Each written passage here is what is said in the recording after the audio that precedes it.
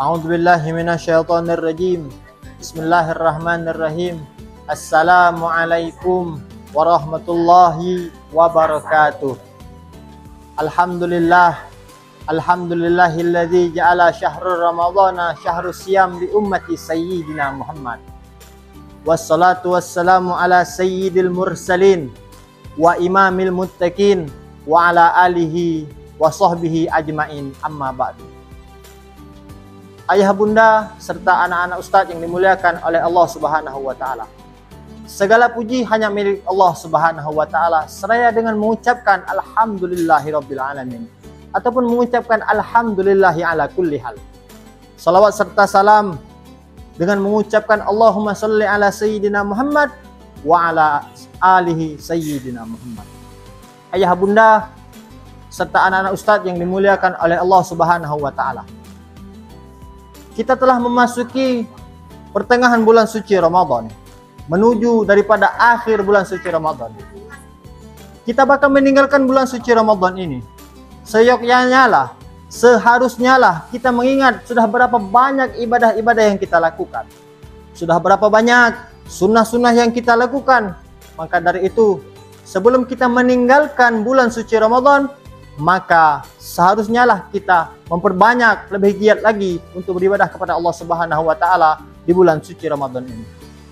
Di antara banyaknya ibadah yang kali ini yang akan kami bahas adalah ibadah menahan diri daripada marah di bulan suci Ramadan. Allah Subhanahu wa taala berfirman dalam Quran surah Ali Imran ayat 134 yang berbunyi, A'udzubillahi minasyaitonirrajim. Bismillahirrahmanirrahim. Alladzina yunfikuna fis sarra'i wad dharra wal kadhiminal ghaiz wal 'afina 'anil nas wallahu yuhibbul muhsinin. Apa kata Allah Subhanahu wa taala? Alladzina yunfikuna fis sarra'i wad dharra. Orang-orang yang menginfakkan, orang-orang yang mensedekahkan hartanya dalam keadaan lapang maupun dalam keadaan sempit, serta menahan diri dari amarah dan memaafkan sesama manusia. Wallahu yuhibbul muhsinin. Dan Allah Subhanahu wa taala mencintai orang-orang yang melakukan kebaikan. Ikhwanu fillah, ayah bunda serta anak-anak ustadz yang dimuliakan oleh Allah Subhanahu wa taala. Dari ayat di atas tadi bahwasanya Allah Subhanahu wa taala mengkategorikan orang-orang yang bersedekah dalam keadaan sempit maupun lapang, serta orang-orang yang menahan diri dari amarah, serta orang-orang yang memaafkan sesamanya. Allah mengkategorikan tiga orang tersebut dalam kategori orang yang melakukan kebaikan atau bisa disebut muhsin.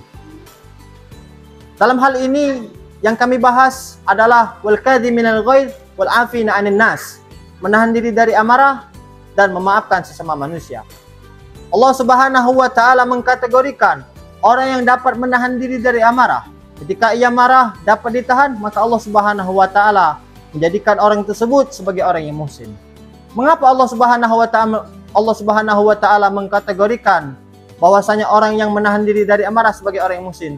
Karena orang yang menahan diri dari amarah itu tidak bisa dilakukan oleh orang-orang yang lain.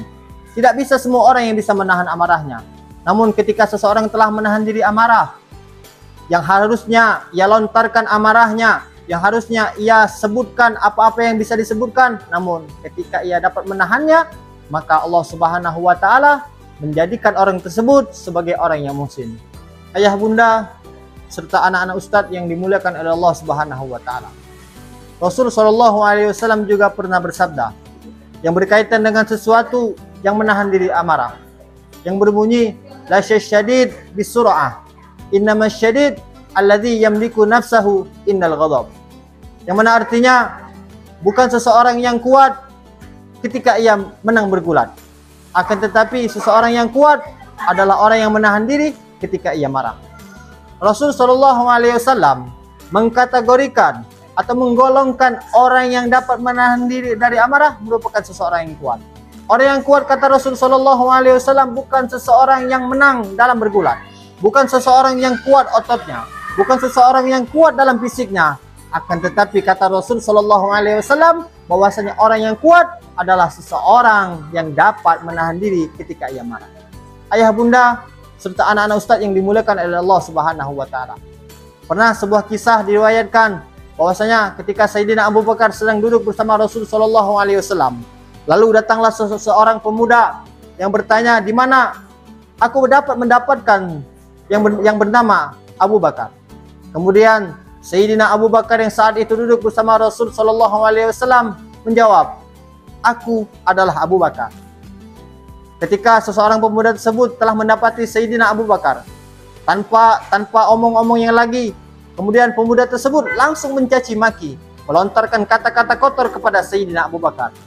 Kemudian Sayyidina Abu Bakar mendengar hal tersebut, diam.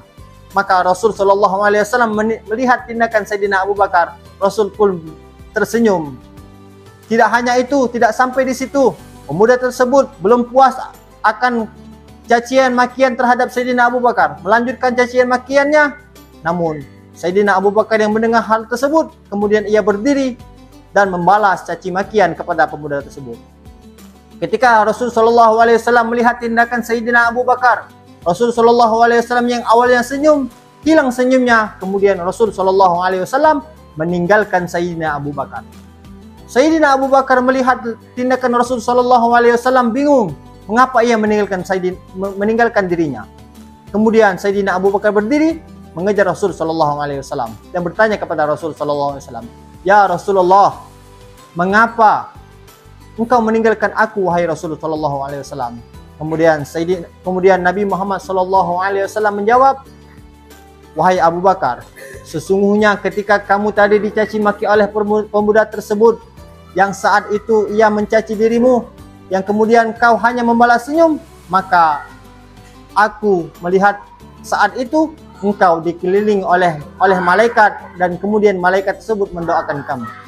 Namun ketika caci makian pemuda tersebut berlanjut, lalu engkau, wahai Abu Bakar, berdiri dan kemudian membalas caci makian pemuda tersebut, maka yang saat itu awalnya malaikat yang mengelilingi mendoakanmu, maka malaikat pun meninggalkanmu karena kau telah membalas caci makian pemuda tersebut. Ayah bunda serta anak-anak ustadz yang dimuliakan oleh Allah Subhanahu wa Ta'ala, dari ayat yang telah kami sebutkan tadi, bahwasanya seseorang yang dapat menahan diri dari amarah adalah digolongkan oleh Allah Subhanahu wa Ta'ala sebagai orang yang muhsin.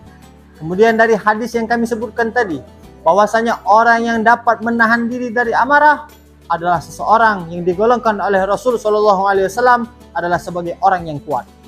Kemudian yang terakhir adalah cerita yang telah kami sebutkan tadi, bahwasanya seseorang yang dapat menahan diri dari amarah, bahwasanya saat itu malaikat mengelilingi orang tersebut dan mendoakan kebaikan untuk orang yang telah menahan diri dari amarah. Ayah bunda yang insya Allah dimuliakan oleh Allah Subhanahu wa Ta'ala, mungkin ini saja yang dapat kami sampaikan. Semoga bermanfaat bagi kita semua. Billahi taufiq wal hidayah, waridha wal inayah, wallahu muwaffiq ila aqwamit thoriq. Wassalamualaikum warahmatullahi wabarakatuh.